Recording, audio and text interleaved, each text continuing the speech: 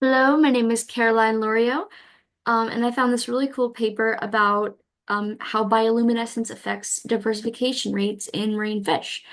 The paper is called Species-Specific Bioluminescence Facilitates Speciation in the Deep Sea by Davis et al.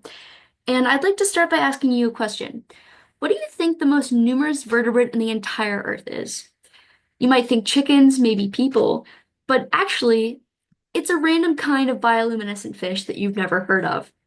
Bristlemouths are a group of bioluminescent fish that have these uh, ventral photophores across their stomachs that they use for counter-illumination to hide from predators. And they exist in the trillions to quadrillions. There's a lot of them. But actually, there's only 21 known species, which is interesting considering how many there are. But this is actually to be expected because there aren't very many physical barriers that would allow for speciation in the open ocean. And so speciation in the open ocean and pelagic environments happens much slower than it does on land or in other environments. The second most common vertebrate on the entire planet is also a kind of bioluminescent fish. These are lanternfish. They are crazy. They have these lateral photophores on their sides as well as the ventral photophores for counter-illumination. But unlike the bristlemouths, there's actually over 250 different species.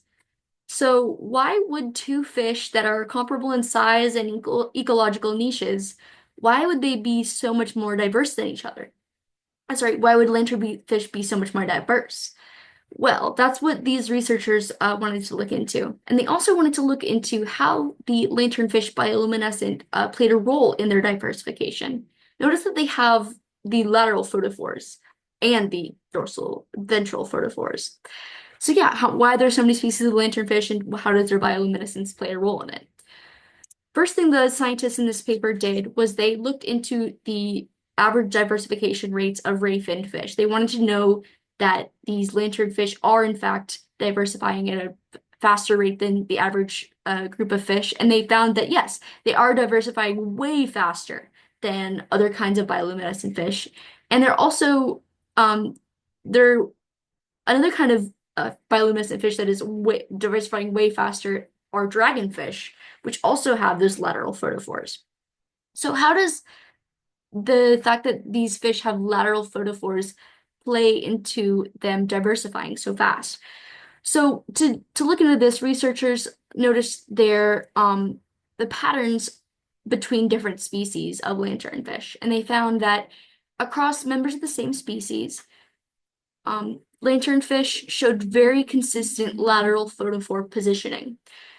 And so they found that essentially the lateral photophores showed a lot more consistent positioning than the dorsal photophores, indicating that they have a special role in speciation and species identification. This led to scientists to find that um, the lateral photophores are used for more than just counter-illumination, since they are able to be seen by members of the same species that are on the same level as those fish.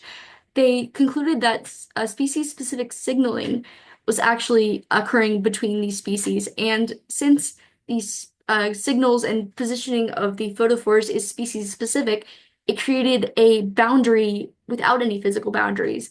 And so species only mated with those who had similar photophore positioning, and this led to a much more rapid diversification in lanternfish than other bioluminescent fish that do not have lateral photophores.